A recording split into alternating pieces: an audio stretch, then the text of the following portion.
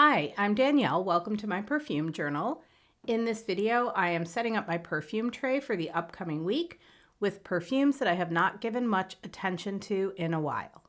So I don't have the largest collection in the world, but I wouldn't call it particularly small either, which means that some of the perfumes on my shelves get sort of passed over from week to week. So I thought I would put a few of those perfumes on my tray this week. So first up on the tray this week, we have a travel size of Tease from Victoria's Secret. I was on like a real Victoria's Secret kick, maybe like 2 or 3 years ago, and I grabbed a whole bunch of travel sizes when they had a big sale, and the original Tease was one of those editions. This perfume came out in 2010, which is so weird to think about. Like 2010 is 15 years ago. But I don't know, 2010 feels like yesterday. So this perfume is actually almost vintage, which is so bizarre to think about. I'd forgotten how much I really like this perfume. This is one of those perfumes that I think I would classify as a fleur monde, but it's more fleur than monde. This is a very sweet, fruity floral. There's apple, some lychee, pear, there's citrus fruits. The florals in this perfume are lighter and airier florals. There's sweet pea, there's freesia and magnolia, and then all of that sweetness comes from the praline and the vanilla in the base. I would say that this perfume is in the same kind of category as like Viva La Juicy or Britney Spears Fantasy type perfume. It's very playful. It's sweet and creamy and powdery. And I would say that on a scale of 1 to 10 of like how grown up this feels, this sits very squarely in the middle at a 5. Fruity Fleur Monde like Viva La Juicy is to me like a 3. Fantasy is like a 4. This is a 5. And then something maybe like Burberry Brit is around an 8 on the grown up scale. So when I want something this week that just feels kind of fun to wear, Tease will be a great reach. And I have been ignoring Lovely You a little bit for the last couple of months. So I am putting this nice musky floral flanker from Sarah Jessica Parker on the tray this week. This is another perfume with very airy florals in the mix. There's plum blossom, there's freesia, there's peony, there's orange blossom. There's nothing like heavy or overworked about these florals. This is an airier, much muskier version of the original Lovely, and the very musky base sets this one apart from the original. This is very clean smelling. It sits very close to the skin. It's one of those perfumes that someone would come up to you and not even realize that you're wearing perfume, but they probably just think you smelled really good naturally. This is a nice everyday scent. I honestly could not remember the last time I even wore this perfume. This is called the sexiest scent on the planet ever, in my humble opinion. That's literally the name of it, by 4,160 Tuesdays. So I bought this perfume literally because I loved the story behind it. It was created for a bespoke fragrance event, kind of, as I understand it, a base for adding additional notes or accords. So one of the guests noted that it did smell really great on its own and said it was the sexiest thing she had ever smelled. And so Sarah McCartney, the perfumer and brand owner of 4,160 Tuesdays, who is known for her very clever perfume names, she called it just that, the sexiest scent on the planet ever. So what does it smell like? Quite simply, this perfume is a lemon, vanilla, woody musk. It literally smells like clean but warm skin slathered in the lightest, fluffiest lemon chiffon. And then the woodiness comes out much more in the dry down, kind of melding that sweet lemony vanilla and the musk to the skin even more. This always remains very moderate in the wear. It's just a nice, easy wearing perfume.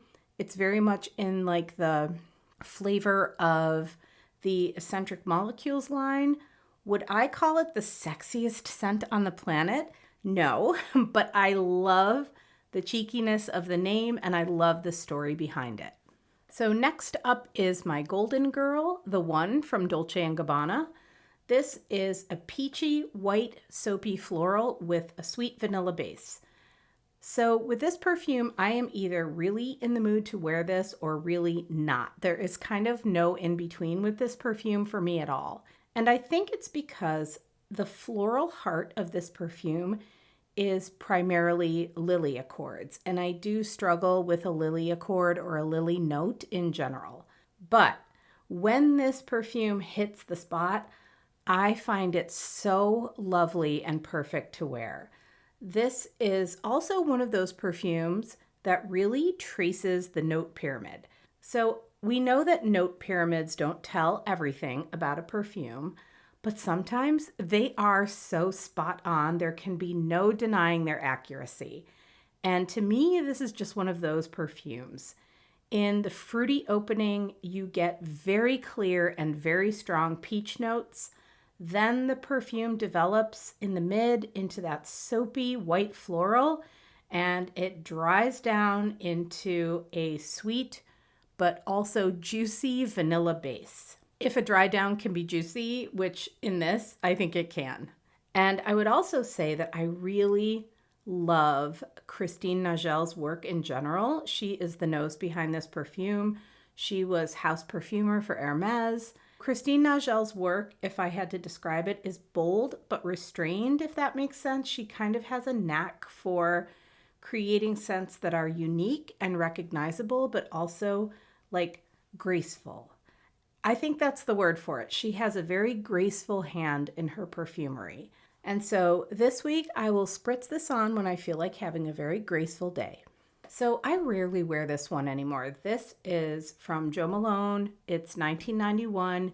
It's Lime, Basil, and Mandarin.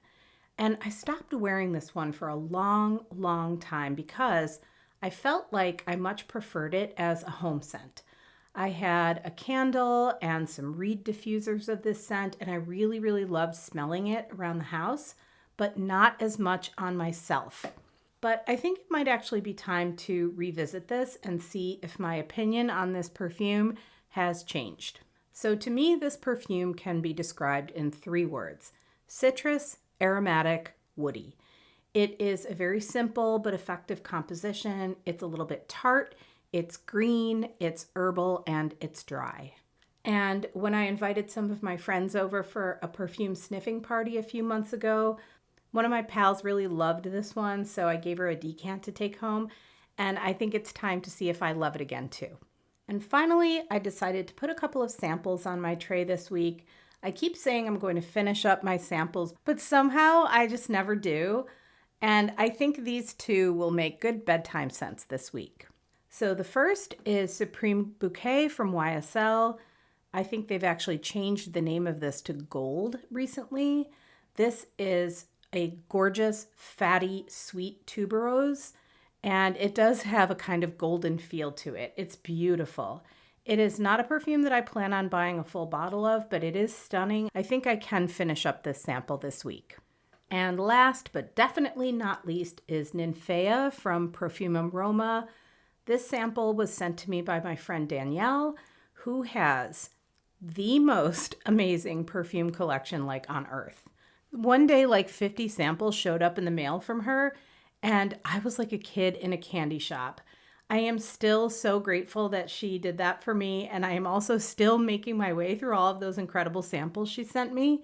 So thank you, Danielle, if you are watching. So Ninfea is grass, honeysuckle, rose, and violet.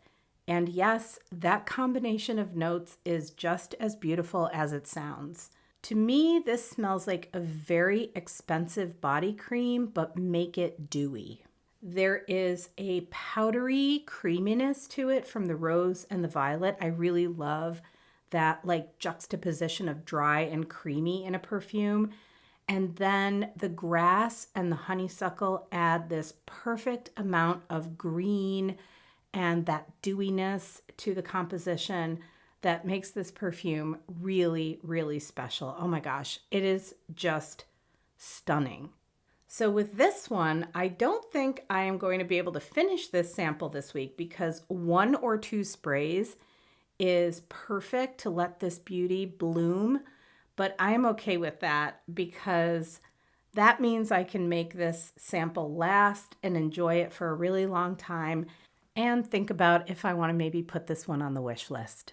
So there we have it, my perfume tray for the upcoming week. With everything going on in July, I really haven't set up a tray in several weeks, so I'm really going to try to stick to what's on this one. But I have gotten a few new perfumes for the month of August already, and so we'll see. And of course, I would love to hear what you might be wearing this week. Thank you so much for watching, for spending your time here with me, and for chatting perfumes with me in the comments.